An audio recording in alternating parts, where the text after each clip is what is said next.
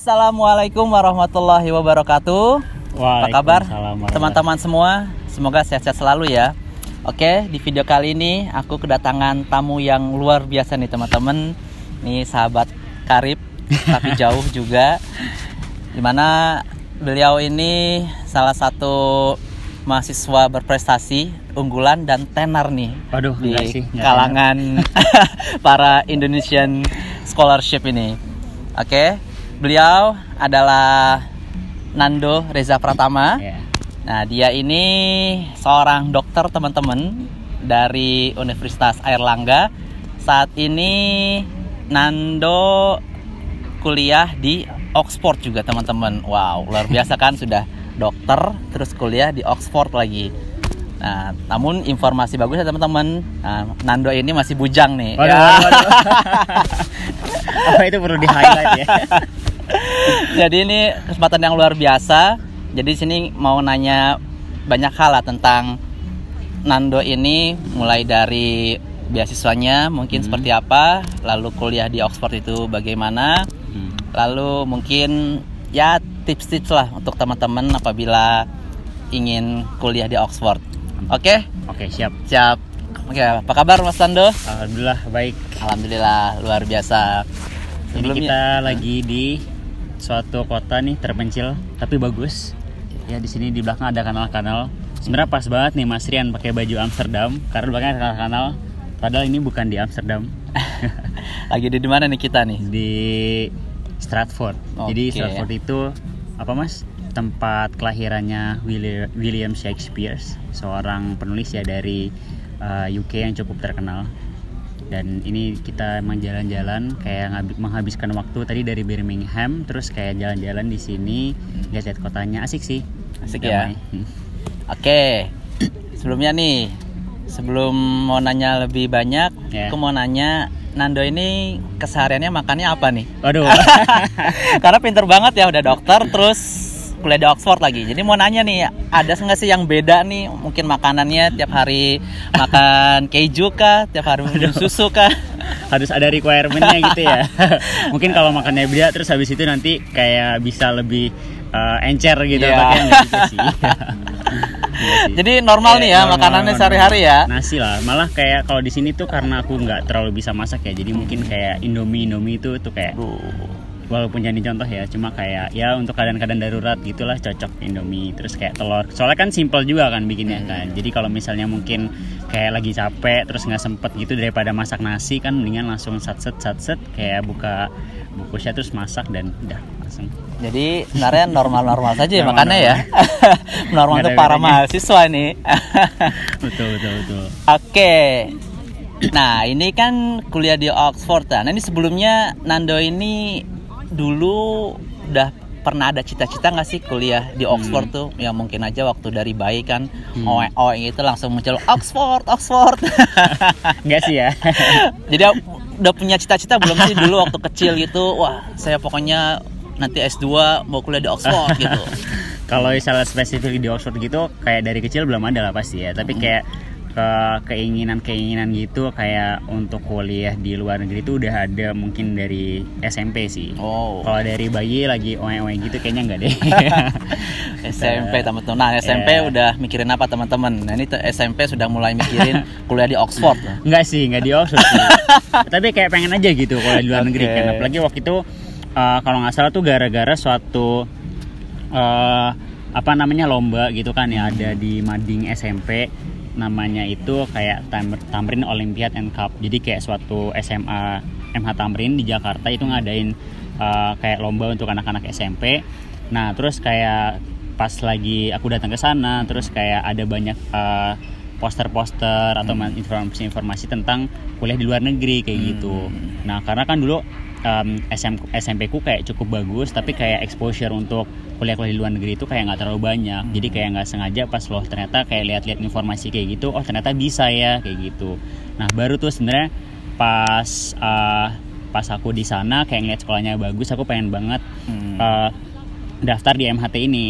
Dan dari situlah banyak tuh exposure dan lain-lain. Kayak terutama ada satu kakak kelas yang waktu itu yang berhasil kuliah di Oxford. Terus kayak wah keren juga ya di Oxford nih, apa nih, kayak mulai dari situ kayak mulai searching kayak top uni gitu. Terus kayak ya sudah kan, kayak pengennya sih dari S1, cuma kayak waktu itu belum berhasil. Terus ya alhamdulillah sih pas S2-nya terus dapat rezeki di sini. Alhamdulillah, berarti dari SMP sudah mulai exposure untuk kuliah di luar negeri. Akhirnya baru sampai pas S2 nih ya. Cuman tadi aku ada sedikit berbeda nih, spelling orang Oxford itu seperti apa sih? Kalau ngomongnya kan Oxford ya.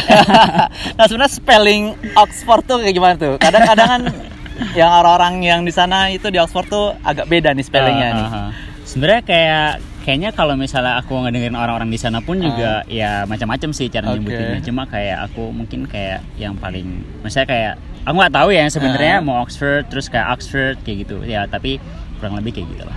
Oke, keren. Karena memang di setiap kota itu spelling untuk setiap tulisannya beda-beda ya. Benar-benar. Kayak Mas kan dari Birmingham kan. Kalau di UK Birmingham ya. Gimana? Birmingham. Terus kalau di US ada lagi tuh Birmingham juga, tapi bilangnya Birmingham. Cuma walaupun apa namanya tulisannya sama, kayak cara penyebutannya gitu beda sih. Nah ini kan berarti kuliah di Oxford untuk jenjang S2 ya. Nah ini jurusannya apa nih Mas ini? Kan rata-rata kan kalau di Oxford itu orang-orang yang jenius itu kan seperti Albert Einstein, mungkin ada nggak di sana ya? Kayaknya Albert Einstein nggak di Oxford. Oh bukan di Oxford ya? Nah ini jurusannya apa nih? Aku ambil health related gitu sih, jadi kayak medical. Cuma aku ngambil modeling for global health. Sebenarnya mungkin kayak kita kami belajar tentang global health. Tapi kalau global health itu kan biasanya itu related sama kayak policy, terus kemudian kayak mungkin related sama public health dan lain-lain gitu kan, lagi kesehatan populasi lah gitu. Terus bagaimana mencapai suatu target kesehatan, dan karena global jadi kayak berkolaborasi nggak cuma di satu negara doang, tapi kayak butuh kolaborasi sama berbagai pihak dan berbagai negara. Nah cuma aku itu titik beratnya di modelingnya. Jadi kayak menggunakan math, jadi kayak mathematical modeling menggunakan jadi aku ngoding juga, terus kayak banyak mentranslate, membuat model matematika untuk mencapai yang tadi itu tujuan suatu target kesehatan. Kayak gitu-gitu sih. Keren banget ya. Ngerti nggak teman-teman? Saya aja nggak ngerti. Ya mungkin soalnya kayak gimana ya, pertama biasanya tuh setauku beberapa orang masuk FK itu dari awal memang sudah mau menghindari mathematics gitu. Itu. Nah ini kenapa nih? Biasanya FK kan dokter itu cek tubuh lah ya, apa ngebedah lah segala macam. Nah ini kok malah ke matematika? Emang ada matematika syaraf di tubuh apa gimana ini? Sebenarnya sih mungkin karena pertama itu juga ya unik sih sebenarnya, kayak program kayak gini tuh nggak banyak gitu di Indo. Dan salah satu yang menurutku menarik itu adalah di titik berat itu di modelingnya sebenarnya. Jadi kayak kita lebih pastilah gitu, lebih kuantitatif untuk misalnya mengambil suatu kebijakan. Contohnya adalah misalnya dalam tesisku itu aku waktu itu fokus ke dengue. Jadi itu suatu virus demam berdarah ya. Betul. Jadi kan Indonesia itu mau melakukan vaksinasi terhadap demam berdarah, tapi yang jadi masalah adalah vaksinasi itu sebenarnya cukup berbahaya untuk orang-orang yang sebelumnya belum pernah kena dengue. Jadi harus ada yang namanya screening kayak gitu. Jadi kayak untuk memastikan bahwa vaksinnya itu diberikan ke populasi tertentu, jadi nggak ke semua orang. Nah, tapi yang jadi masalah adalah untuk mengaplikasikan screening terus kemudian vaksin itu kan butuh biaya kan, kayak gitu. Nah itu kita evaluasi gitu secara biaya, terus kemudian impact dan lain-lain. Jadi secara kuantitatif tuh kita kayak bisa mengira-ngira penurunannya berapa persen, terus kemudian investasinya berapa dan lain-lain gitu. Jadi kayak lebih holistik aja sih. Jadi ngeliatnya dari berbagai macam sudut gitu. Dan itu menurutku sesuatu hal yang menarik dan kayaknya Indonesia akan butuh. Jadi makanya aku melihat suatu kesempatan sih, opportunity. Oke, keren banget ya teman-teman ya. Nah mungkin teman-teman yang mau juga ngikutin jalurnya seperti Mas Nando ini cocok nih, yang suka matematika juga suka kesehatan, ya kan? Nah nanti juga bisa nanti ke Oxford nih. Nah untuk kuliah di Oxford ini lewat jalur apa nih, Mas Nando nih? Apakah lewat jalur yayasan ayah bunda? apa jalur apa namanya independen atau gimana? Alhamdulillah ya kalau misalnya lewat jalur ayah bunda, kayaknya itu berat ya. Apalagi jalur independen ya, maaf gitu, saya belum bekerja juga sih. Jadi aku waktu itu kayak baru banget lulus, terus sebenarnya belum lulus sih, kayak udah di akhir studi gitu, aku ngelihat suatu beasiswa medical science dari BPI. BPI itu apa? Beasiswa Pendidikan Indonesia. Oke. Jadi LPDP itu kan mungkin teman-teman udah banyak yang tahu ya. Jadi suatu beasiswa dari pemerintah Indonesia yang dikelola oleh Kementerian Keuangan. Oke. Nah sekarang itu LPDP itu kayak mau mengextend programnya itu nggak cuma untuk dihandle oleh Kemenku aja, tapi kayak beberapa kementerian, salah satunya Kemendikbud, itu mereka membuka beasiswa baru. Walaupun sebenarnya kan BPI ini, Beasiswa Pendidikan Indonesia ini, source of fundingnya juga dari LPDP kan. Nah, jadi aku waktu itu dapat ada beasiswa medical science sebenarnya. Nah, terus kayak aku mencoba mendaftar dan waktu itu spesifik untuk Oxford aja. Jadi aku mikir kayak wah aku udah backgroundnya medical kan, terus kemudian kayaknya boleh dicoba nih untuk Oxford juga karena uninya kayak aku juga pengen gitu kan pas dari sejak SMA. Terus kayak coba-coba terus coba memenuhi requirement dari BPI-nya dan juga dari Oxford-nya sendiri, kayak tes bahasa, terus kemudian ada misalnya nilai-nilai, terus kemudian letter of recommendation, terus personal statement dan lain. Pokoknya ada beberapa tuh list dokumen tuh banyak banget. Nah itu kayak ya udah aku ikutin aja dan nggak nyangka sih, alhamdulillah bisa. Alhamdulillah. Berarti ini kesempatan pertama langsung lolos nih. Jadi sebenarnya agak complicated sih. Oke. Aku nyoba medical science itu 2 kali. Kayak gitu. Yang pertama waktu itu beasiswanya lolos, cuma waktu itu uninya belum lolos karena terlalu mepet waktu itu. Terus yang kedua aku kayak dikasih email gitu dari salah satu, jadi director of programku itu Profesor Lisa waktu itu. Aku kan mencoba mengirimkan CV gitu ke dia. Terus kayak akhirnya dia nyoba membuka lagi program itu, sebenarnya udah ditutup. Tapi aku waktu itu sama tim BPI itu kayak dibantu untuk ngelobi Prof Lisa ini terus dibuka lagi. Jadi aku harus apply semua berkas-berkasnya itu secara formal, kayak ada suatu website sendiri gitu. Nah terus waktu itu aku nggak berhasil, tapi beasiswanya kayak waktu itu alhamdulillah udah lolos. Tapi aku dapat pengumuman dari Oxford itu nggak berhasil. Terus tiba-tiba beberapa bulan kemudian itu aku dapat email dari salah satu PhD student yang supervisornya itu Profesor Lisa. Jadi Profesor Lisa ngasih tahu ke dia, terus habis itu dia ngasih tahu ke aku. Terus ya udah aku memberanikan diri lagi untuk mencoba apply dan alhamdulillah keterima sih. Alhamdulillah. Begitulah lika-likunya. Berarti panjang nih ya. Panjang banget pokoknya ya. Kayak ya aku mikir kayak gagal sekali ya nggak ada salahnya sih untuk dicoba lagi. Oke, ini selanjutnya kuliah di Oxford itu seperti apa nih, Nando nih? Kan kalau aku sendiri ya ngebayangin tuh kuliah di Oxford tuh orangnya itu ya kacamata tebal. Aduh. Terus mana-mana tuh bawa buku gede, ya kan? Terus kemana-mana tuh bacanya buku, mungkin sampai nabrak-nabrak kali ya. Sampai kalau misalnya kan turun tangga gitu ya, iya, turun tangga gitu jatuh ya. Nah dengar itu Oxford tuh orang-orang yang wah, pokoknya semuanya apa-apa belajar lah ya. Nah ini gimana nih? Seperti kuliah di Oxford tuh kayak gimana sih? Enggak juga kalau misalnya mungkin kayak yang tadi Mas Rian deskripsiin gitu, kayaknya itu justru kebalikannya. Oh iya? Iya kebalikannya. Sebenarnya gimana ya, kayak Oxford itu enak banget karena vibes untuk kotanya itu memang kota pelajar banget sih. Jadi kayak tenang dan kayak di mana-mana tuh ada perpustakaannya. Jadi dia kayak nggak ada perpustakaan sentral gitu, tapi kayak tersebar di seluruh kota. Nah, jadi kayak kalau misalnya kita bosan di satu perpustakaan, kita bisa library hopping gitu, beda-beda gitu. Nah, cuma kayak walaupun mereka suka belajar, tapi kayak mereka tetap tahu ini kok, misalnya kapan harus main gitu, kayak kapan harus istirahat dan lain-lain gitu sih. Jadi kayak enggak kayak gitu. Seru-seru kok, sumpah asik-asik. Seru-seru ya. Seru banget. Jadi anggapan yang terlalu takut terhadap Oxford itu ya tidak terlalu seperti itu ya. Jadi bahkan untuk yang student life balance-nya itu juga oke ya. Oke. Ya. Nah itu orang-orang Indonesia di Oxford itu kira-kira ada berapa orang tuh? Ada banyak nggak di sana? Ada banyak sih, jumlah pastinya aku kurang hafal ya. Cuma kayak mungkin 100 sampai 200 itu ada, including kan sebenarnya beberapa mahasiswa itu juga nggak single kan. Jadi kayak ada yang bawa keluarga kayak gitu sih. Jadi cukup ramai. Dan perhimpunan pelajar itu pun jadi di Oxford itu sebenarnya ada 2 uni, University of Oxford sama satu lagi Oxford Brookes University. Jadi kayak kalau di total sih cukup banyak ya. Oke. Terus kalau kuliahnya itu seperti apa tuh di kelas tuh? Jadi apakah di kelas itu tetap duduk di kelas dengerin dosen atau seperti apa kalau dari sistem perkuliahan di Oxford gitu?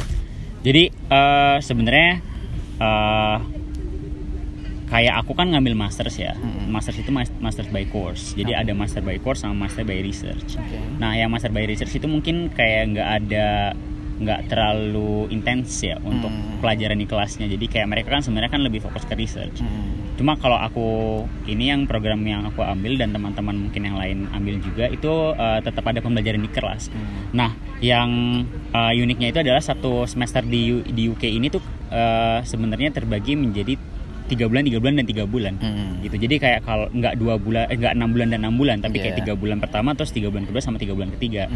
Nah, di 3 bulan yang pertama dan kedua itu kayak ada kelas. Jadi kayak aku masuk setiap hari dari jam, terutama yang 3 bulan pertama itu sih, yang term pertama itu aku mulai dari jam 9 pagi sampai jam 4 sore. Tiap hari itu? Tiap hari, Senin sampai Jumat. Terus yang kedua, yang term yang kedua itu nggak setiap hari, jadi ada modul elektif. Nah, aku tuh ada 10 modul waktu itu, kayak yang bisa diambil tuh 5 maksimal, terus 3 dipilih untuk ujian. Nah, jadi kita hanya masuk ke modul-modul yang kita ambil. Jadi kita nggak perlu ngambil 10-10-nya itu, kayak nggak perlu hadir. Tapi kalau misalnya mau hadir pun juga nggak apa-apa sebenarnya. Tapi yang wajib itu yang 5 ini. Nah, yang 3 bulan terakhir memang dikhususkan untuk research. Jadi udah nggak ada untuk tesis ya. Jadi kayak udah nggak ada kelas lagi. Ada kelas lagi ya. Nah, ini dengar-dengar tesisnya keliling-keliling dunia nih, Nando ini. Coba ceritain dong. Tesisnya itu tentang apa sih dan di mana itu ngerti? Sebenarnya programku itu cukup menarik sih. Kayak departemenku baik banget. Jadi waktu itu ada berbagai list yang bisa kita pilih. Ada pilihannya itu yang aku ingat itu ada salah satu program yang di Portugal, ada yang di Brazil, terus ada yang di Thailand, ada yang di South Africa juga, ada yang di Meksiko. Aku waktu itu ngambil yang di Singapura. Karena waktu itu deskripsinya itu kita mau menggunakan data dari Indonesia sih. Jadi karena aku mikir researchnya untuk Indo juga gitu, why not untuk ngambil. Dan untuk disease-nya sendiri kan dengue, jadi demam berdarah. Jadi menurutku cukup, maksudnya interesting juga. Aku tertarik kan sama penyakitnya dan ngambil data di Indonesia. Jadi aku waktu itu ngambil yang di Singapura sih. Karena sekalian pulang kali ya. Iya. Itu pokoknya secondary aimku kayak yang pertama kan pasti untuk tesis ya. Terus kayak yang kedua, mumpung di Singapura nih, mungkin seminggu lah gitu. Aku juga izin sama supervisor. Terus habis itu kayak dibolehin, dibiayain lagi dari kampus kan? Semuanya? Enggak semuanya sih. Pokoknya yang tiket dari Singapura ke Indo ya aku beli tiket sendiri sih. Tapi kayak udah lama kan nggak ketemu keluarga, jadi sempet-sempetin lah. Oke, keren banget ya teman-teman ya. Nah, ini apa nih advice mungkin untuk teman-teman yang mau melanjutkan master degree di UK, khususnya di Oxford itu sendiri? Nah, seperti apa nih? Kalau aku sendiri kan waktu itu kalau mau daftar Oxford tuh udah kayak nggak kebayang gitu loh. Kayaknya itu impossible lah bagiku ya. Nah, ini gimana nih biar kita tuh pede aja gitu loh. Kayak ya everything is possible kan? Betul. Nah, kalau dari Nando sendiri itu apa nih kira-kira advice untuk para calon-calon mahasiswa yang ingin kuliah di UK, khususnya di Oxford ini? Kalau aku pribadi sih, menurut pengalamanku ya, aku juga dulu sama Mas. Jadi kayak aku ngerasa bahwa masuk Oxford itu adalah sesuatu hal yang mungkin nggak akan bisa aku capai. Tapi kayak aku lihat-lihat requirement-nya itu sebenarnya masih bisa kok dicapai gitu. Kan karena mereka itu nggak benar-benar 100% ngelihat dari academic performance aja sebenarnya. Jadi kayak potensi kita. Jadi selama kita bisa menunjukkan ke Oxford itu nanti kita bisa membawa sesuatu yang baik kayak gitu. Baik untuk pokoknya untuk negara kita kayak gitu, atau mungkin sesuatu yang baik juga untuk uni waktu Oxford sendiri dan lain-lain, itu kayaknya mereka akan coba mengconsider itu sih. Nah aku mungkin advice-nya adalah ya jangan menyerah sebelum mencoba sih. Karena gimana ya, kalau kita tidak mencoba itu kita udah pasti nggak bakal dapet. Tapi kalau misalnya kita mencoba walaupun chance-nya kecil, ya kita masih ada kesempatan untuk dapat itu sih. Dan waktu itu kan aku gagal juga kan, terus kayak nggak berarti kesempatannya udah berakhir gitu, tapi kayak ternyata pas percobaan kedua itu bisa sih. Keren banget ya. Berarti dicoba dulu ya. Betul. Dicoba otomatis ya dipersiapkan dulu kan, mulai dari requirement IELTS-nya, terus apa itu sebutannya yang personal statement-nya segala macam. Dan otomatis dan yang pastinya harus pede ya. Betul, pede sih. Itu kan kayak persiapannya sebenarnya kayak kelihatannya susah gitu kan, kayak suatu hal yang kayak sulit banget gitu. Tapi kalau di breakdown satu persatu gitu, misalnya mungkin untuk saat ini aku aim untuk mencapai IELTS-nya, terus kemudian setelahnya mungkin aku coba nambah-nambahin pengalaman. Jadi ketika nanti kita mencantumkan CV atau menulis personal statement atau pas ada wawancara, itu kita bisa memberikan sesuatu yang menarik buat mereka dan lain-lain. Berarti pada saat daftar itu ada wawancaranya juga ya? Ada waktu itu aku ada interviewnya. Ada interviewnya. Aku submit berkas dulu. Setelah itu nanti beberapa waktu kemudian, mungkin sekitar 4-8 minggu nanti kayak dapat email, kita di-invite untuk interview. Setelah itu kita akan dapat decision-nya, apakah kita dapat offer atau enggak, atau decline. Keren ya teman-teman ya. Semoga teman-teman yang mau daftar di Oxford ya bisa ikutin advice dari Nando ini. Terima kasih Nando. Semoga sukses selalu. Sama-sama, untuk next perjalanan selanjutnya. Semoga sukses selalu. Teman-teman, sekian yang bisa kita bawa pada kali ini. Semoga bermanfaat untuk teman-teman semua. Sekian dari saya. Wassalamualaikum warahmatullahi wabarakatuh.